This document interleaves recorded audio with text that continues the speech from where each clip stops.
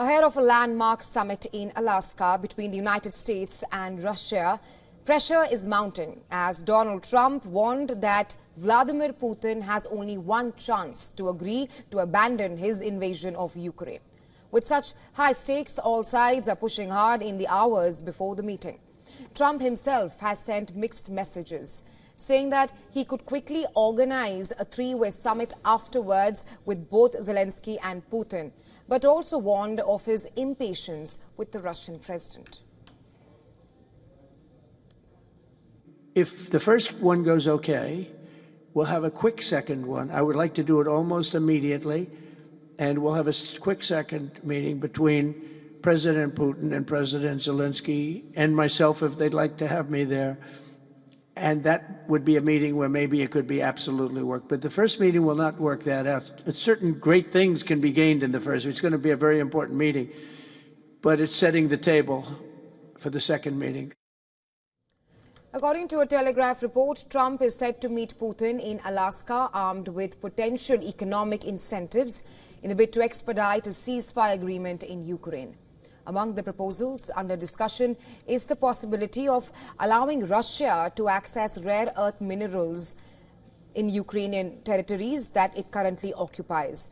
Ukraine is estimated to possess approximately 10% of global lithium reserves, a strategic component in battery manufacturing. Notably, two of the country's most significant lithium sites are situated within regions held by Russian forces.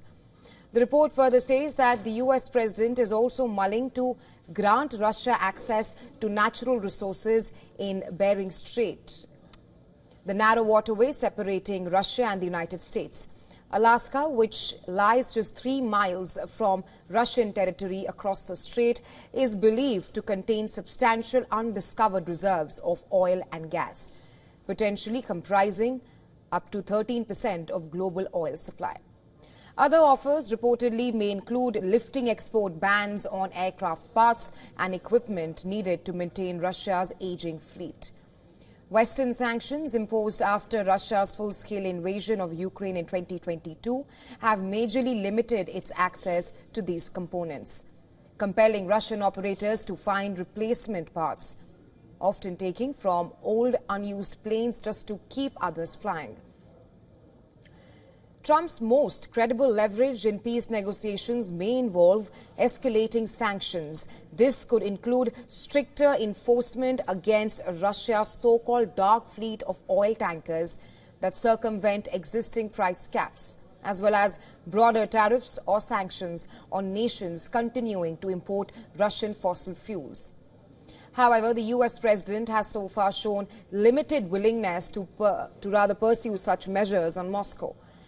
As a result, many fear Putin may see little reason to offer major concessions during Friday's summit, especially if he thinks the war is going his way.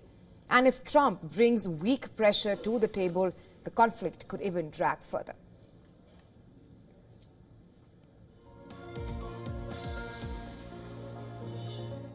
And earlier, we spoke to Michael Walterson, military and political analyst and former officer of the Swedish Army. This is what he had to say on the upcoming Alaska summit.